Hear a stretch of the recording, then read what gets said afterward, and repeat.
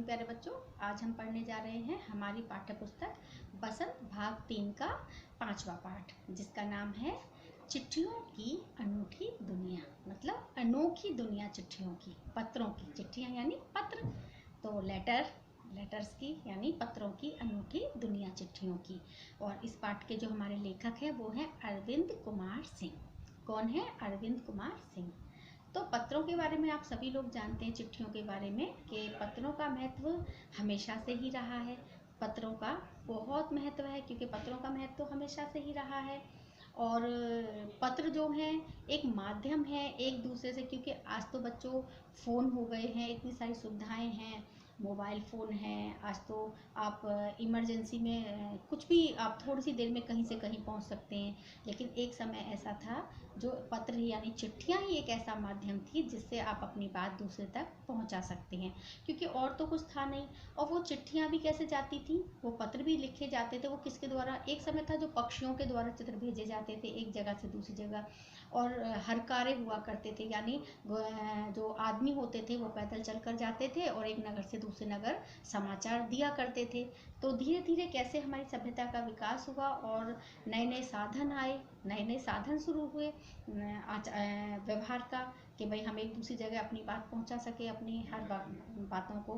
तो आज हम इस पाठ में क्या जानेंगे? चिट्ठियों का महत्व, यानी चिट्ठियों की अनूठी दुनिया। तो पत्रों का महत्व तो हमेशा से ही रहा है बच्चों। भले ही आज संचार के अनेक नए नए साधन आ गए हैं, संचार के बहुत सारे नए नए साधन आज आ चुके हैं, लेकिन फिर भी जो पत्रों का महत्व उनमें सबसे अलग माना जाता है, क्योंकि पत्रों की अपनी ही महत्ता है। पत्रों जैसा जो पत्र के को पढ़कर जो सुख प्राप्त होता था, जो खुशी प्राप्त होती थी, वो खुशी हमें और किसी माध्यम से नहीं मिलती है बच्चों। तो आज कितने भी नए नए साधन क्यों ना आ गए हों हमारे पास, लेकिन फिर भी पत्रों का अपना ही अलग महत्व है। आज के मोबाइल पर आने के वाले एसएमएस, देखो मोबाइल पे अब तो एसएमएस कर दो, मैसेज भेज दो, सेकंडों में आपके पास मैसेज एक जगह से दूसरी जगह पहुंच जाता है। क्योंकि आज तो आप मैसेज यहाँ टाइप कर रहे हो और वहाँ मैसेज पहुँच गया तुरंत। वहाँ से आप कुछ भी आप आदान प्रदान सेकंडों में होता है। आज तो हर जगह कुछ भी आपको भेजना है, कुछ भी करना है। लेकिन एक समय ऐसा था जहाँ पत्र ही एक ऐसा माध्यम थे। तो कितने भी कुछ आ गए हैं, सब आज हमारे पास उपलब्ध हैं साधन, फिर भी जो पत्रों के द्वारा संतोष मिलता था, वो संतोष हमें इन सब चीज़ों के माध्यम से नहीं मिल पाता है। पत्रों द्वारा मनुष्यों के क्या है, पत्रों के माध्यम से मनुष्यों को संतोष और प्रेरणा दोनों ही मिलती थी। क्योंकि एक तो पत्र लिखने के बाद उसको एक संतोष होता था अंदर से, और एक प्रेरणा भी मिलती थी पत्र लिखने की, क्योंकि हम एक दूसरे को पत्र लिखेंगे। आज तो एक छोटा सा मैसेज आप डाल दो और पहुंच जाता है सेकंडों में। तो इससे खाली मन को संतोष ही नहीं, हमको एक प्रेरणा भी मिलती थी। तो पत्रों का जो है कि दुनिया बहुत अनूठी थी, बहुत ही अनोखी थी पत्रों की दुनिया, क्योंकि वो एक अलग ही दुनिया थी बच्चों। कैसी थी? एक अलग ही दुनिया थी वो। पत्रों की दुनिया बहुत ही अलग दुनिया थी। उस दुनिया की बात ही बहुत अलग थी। जैसे कि हम जानते हैं बच्चों कि पत्र जो हैं, ऐसे हम जानते हैं कि जो पत्र हैं वो विभिन्न प्रांतों में विभिन्न नामों से उनको बोला जाता है। जैसे हम चिट्ठी कहते हैं कहीं, और कहीं उसको उर्दू में खत कहते हैं। उर्दू में कहते हैं ना खत लिखना, उर्दू में खत कहते हैं। और हिंदी में क्या कहते हैं? पत्र कहते हैं। कन्नड़ में कागद कहते हैं, कागद। कन्नड़ भाषा में क्या कहते हैं? कागज कहते हैं। ऐसे जगह जगह पर इसको अनेक नए नए नामों से पत्रों को जाना जाता है। पत्रों को हर जगह नए नाम से हम जानते हैं। तो पत्रों का क्या जो है नाम, बहुत सारे नाम हैं अनेक। पत्र हमारी यादों को, पत्र जो हैं उनके माध्यम से हम अपनी यादों को संभाल कर, सहेज कर बहुत लंबे समय तक रख सकते हैं। बाकी और माध्यम से नहीं। देखो मोबाइल में अगर आपने कुछ चीज़ें रखी बहुत दिन तक, लेकिन कुछ भी उसमें अगर कुछ भी गड़बड़ हो गई, तो हमारे सारे मैसेज या वो सब खत्म हो जाते हैं सेकंडों में, सब गायब हो जाता है। क्योंकि वो एक मशीन है, वो अगर सही है तो सही है, और अगर उसमें कुछ खराबी आ गई तो सब गायब हो जाता है सेकंडों में। आपने देखा होगा उसमें कुछ भी नहीं बचता है। आप उसमें कितना भी सेव करके रखो अपनी कोई भी याद को, लेकिन उसमें लंबे समय तक नहीं रह पाती, कहीं ना कहीं वो निकल जाती है। लेकिन वायरस आ गया तो आपने देखा होगा, आप कंप्यूटर में भी चीज़ें सेव करते हो, वायरस आ गया वो सारा गायब हो जाता है। लेकिन पत्र एक ऐसा माध्यम है, उसमें ना कोई वायरस आता है, ना उसमें कुछ खराबी आती है।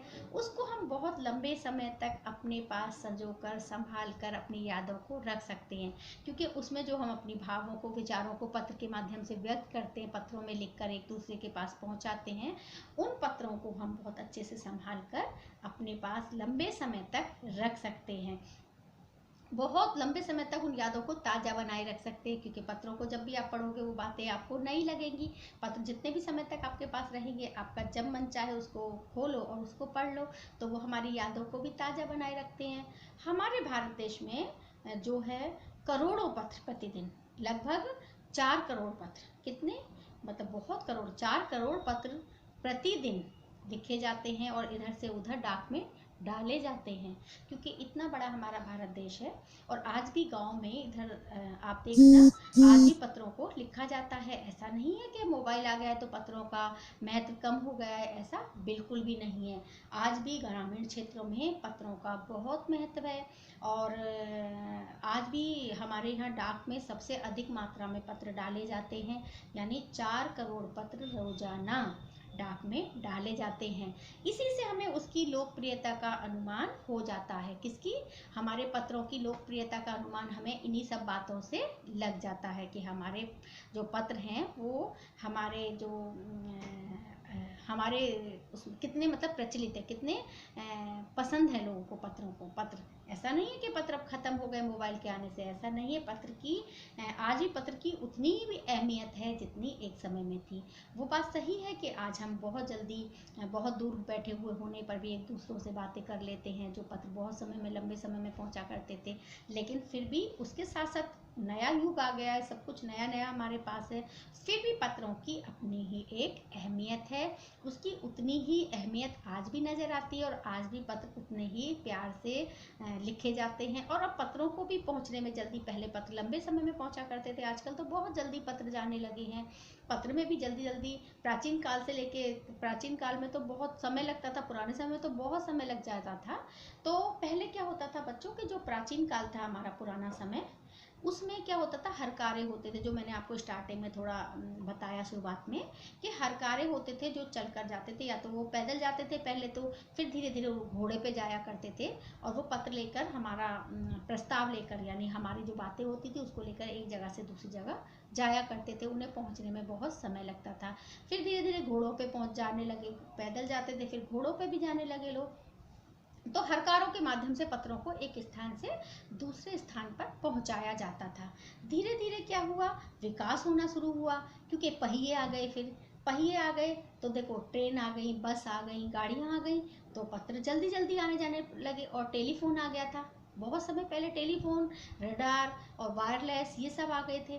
तो ये सब सुविधाओं के साथ इसमें भी नया वो आया, नया वो आया, और हमारी सभ्यता का थोड़ा विकास अच्छे से हुआ। और धीरे धीरे ये जल्दी माध्यम भी बदल गए पत्रों के, और वायरलेस के थ्रू और तार के थ्रू हम अपनी बात को बहुत कम शब्दों में बहुत जल्दी पहुंचा सकते थे, क्योंकि कुछ ही शब्दों में हम अपनी बात को भेज सकते थे। तो ये सारे आविष्कार होने शुरू हुए, जिन्होंने इसको एक अलग ही गति प्रदान की, मतलब एक अलग ही चाल मिली। पहियों के आने से क्या हुआ, एक जगह से दूसरी जगह पहुंचने में पत्रों को बहुत देर नहीं लगती थी। जैसे पहले हरकारों के माध्यम से भेजा करते थे जिन पत्रों को, अब उन्हें पहुंचने में बहुत ज़्यादा समय नहीं लगता था। अब उनको हम बहुत जल्दी से पहुंचा सकते थे। उन्हीं पत्रों को हम क्या कर सकते हैं, बहुत जल्दी से भी पहुंचा सकते थे, क्योंकि पहले तो बहुत समय लगता था उन पत्रों को पहुंचाने में, लेकिन अभी उन्हीं पत्रों को बहुत जल्दी पहुंचाया जा सकता था, क्योंकि उनको एक गति मिल गई थी पहियों के आने से। अब पत्र जो है, संस्कृति की विकसित करने के लिए पत्रों को स्कूल मतलब हमारा जो स्कूल है, स्कूल पाठ्यक्रम में भी इस संस्कृति को लागू किया गया। क्योंकि आपने देखा होगा, पत्र लिखने की प्रतियोगिता होती है, पाठ्यक्रम में पत्रों को शामिल किया गया है। हमारे हिंदी पाठ्यक्रम, चाहे इंग्लिश पाठ्यक्रम हो हमारा, उसमें पत्रों को भी शामिल किया गया है। बच्चों को पत्र लिखना आना चाहिए, क्योंकि आपको हम सिखाते हैं कि पत्र कैसे लिखते हैं। पत्र भी 2 तरह के होते हैं, फॉर्मल, इनफॉर्मल लेटर पत्र लिखते हैं ना, कि औपचारिक, अनौपचारिक पत्र। तो इस तरह से पत्रों को बच्चों को लिखना सिखाया जाने लगा, और पत्रों को पाठ्यक्रम में भी शामिल किया गया, इसीलिए क्योंकि पाठ्यक्रम में शामिल करना ही पत्रों को जरूरी हुआ, क्योंकि सबको पत्र लिखने आने चाहिए। और हमारे डाक में समय में विश्व डाक संघ ने 1972 से 16 वर्ष से कम उम्र वाले 1972 से मतलब 1972 से 1972 से 16 ईयर्स से यानी 16 साल से कम उम्र के जो बच्चे थे उनके लिए प्रतियोगिता आरंभ करनी शुरू कर दी थी पत्रों को लिखने की। मतलब प्रतियोगिताएं होती थी, कंपटीशन जिसे बोलते हैं, किसका, पत्र लिखने का, कि कौन कितना अच्छा पत्र लिख सकता है। उसकी प्रतियोगिताओं का आयोजन शुरू हो गया था, जगह जगह इसके प्रतियोगिताएं होने लगी थी पत्र लेखन की। और धीरे धीरे ग्रामीण क्षेत्रों में तो पत्रों को का महत्व खत्म हुआ ही नहीं है। शहरों में धीरे धीरे पत्र कम हो गए, चलो मोबाइल आ गए, फ़ोन आ गए उसके वजह से, लेकिन गांव में तो आज भी और काफ़ी लंबे समय से पत्रों को उतना ही महत्व दिया जाता है, क्योंकि वहाँ पत्रों का महत्व कभी भी खत्म नहीं हुआ।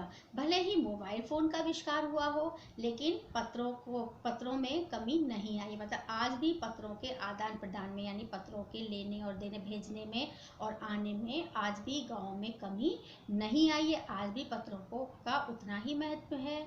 बहुत सारे पत्र, करोड़ों पत्र रोज डाक में डाले जाते हैं, जो इधर से उधर एक स्थान से दूसरे स्थान पहुंचाए जाते हैं।